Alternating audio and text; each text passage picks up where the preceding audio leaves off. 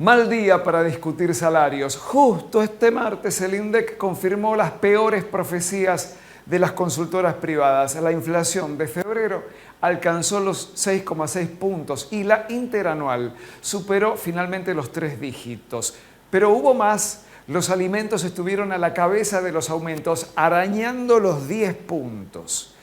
En este contexto sucedió el rechazo de los docentes autoconvocados a la oferta extraordinaria por afuera y por encima de la paritaria, esa mesa de sindicatos que virtualmente quedó reducida a un sello de goma.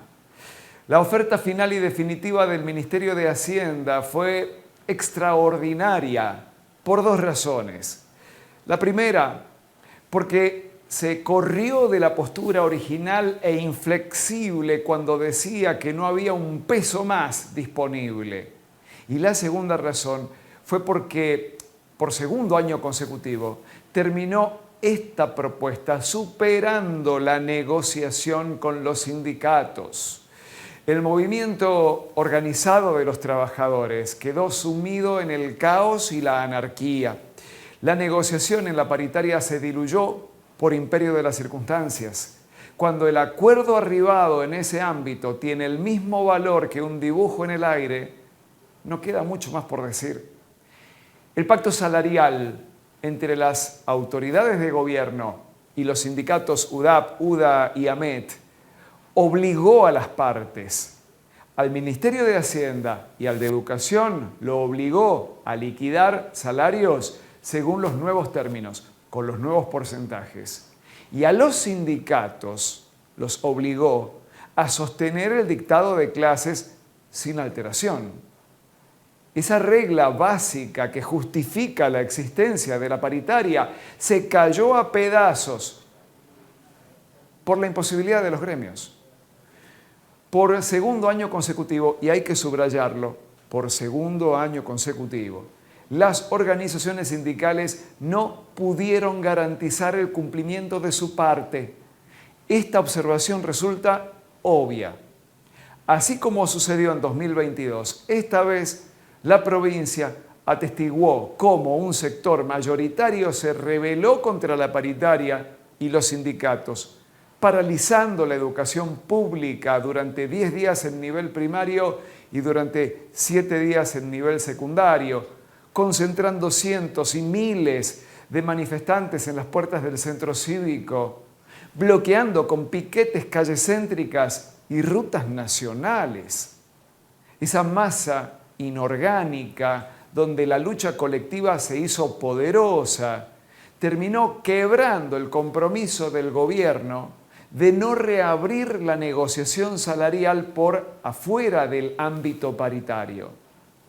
Ni siquiera la amenaza del descuento de los días no trabajados fue suficiente para desalentar la protesta. Todo lo contrario, no hubo más alternativa, no la hubo más que reincidir, hacer lo mismo que el año pasado, dialogar con aquellos que se dicen no representados por los sindicatos.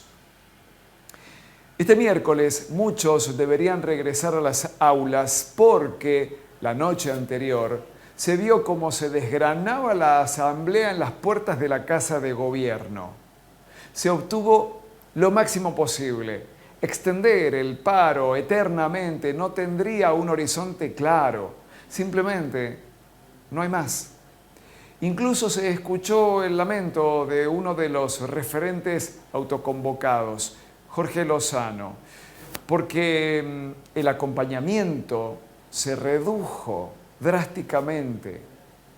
Ahora la ministra de Hacienda, Marisa López, tendrá que meter mano en la Ley Provincial de Presupuesto 2023 y redistribuir partidas porque la plata originalmente destinada a los salarios no alcanzará de ninguna manera para cumplir con el compromiso asumido con los autoconvocados. Al 11,1% otorgado entre enero y febrero se sumará el 30% en marzo, otro 10% en abril y otro 10% en julio, totalizando 61,1% en los primeros 7 meses del año. Además, quedará otro 10% para septiembre, para alcanzar el 71,1%. López, Marisa, tendrá que convocar nuevamente a la paritaria, sí, a los 3 sindicatos docentes, UDAP, UDA y AMET, porque necesita cumplir con la formalidad. La paritaria sigue siendo el ámbito legal para sellar los acuerdos salariales. Los secretarios generales manifestaron su disconformidad cuando el gobierno abrió el diálogo paralelo con los autoconvocados. Sin embargo, la conducción gremial quedó desdibujada cuando no fue capaz de garantizar el dictado de clases. ¿Qué otra alternativa tenían Hacienda y Educación más que negociar con los docentes autoconvocados directamente para intentar normalizar el ciclo lectivo? La organización clásica de los trabajadores demostró ser impotente. Es una palabra interesante, organización. Precisamente la horizontalidad de los autoconvocados rozó la anarquía.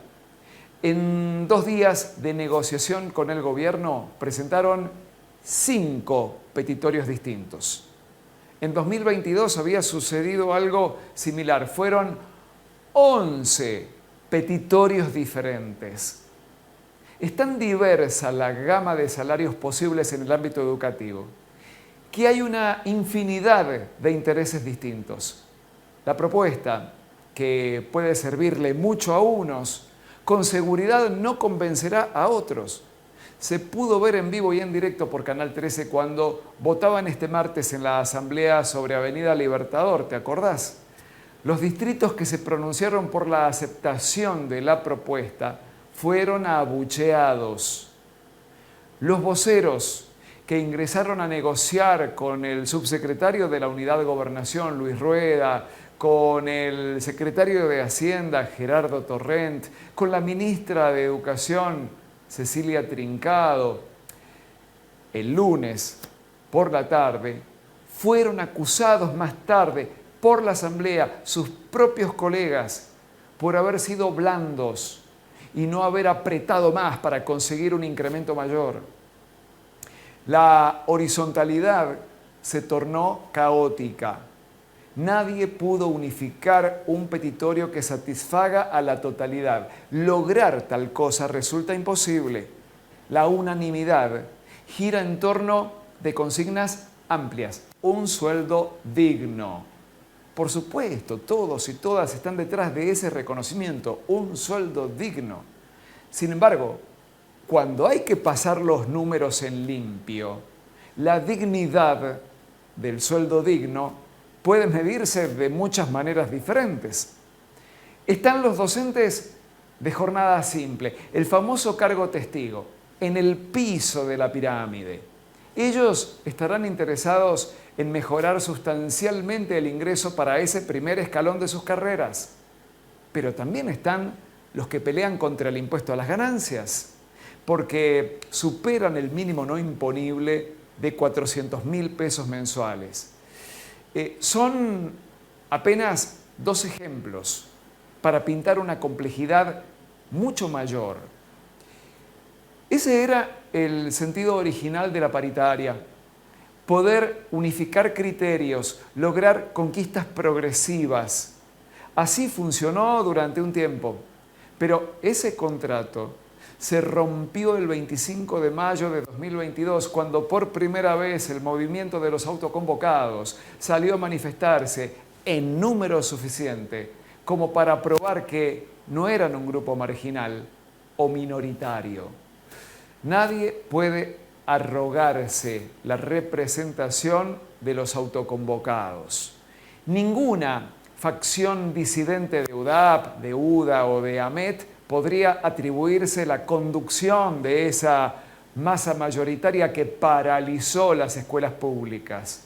Fue claramente un reflejo de la coyuntura económica asfixiante.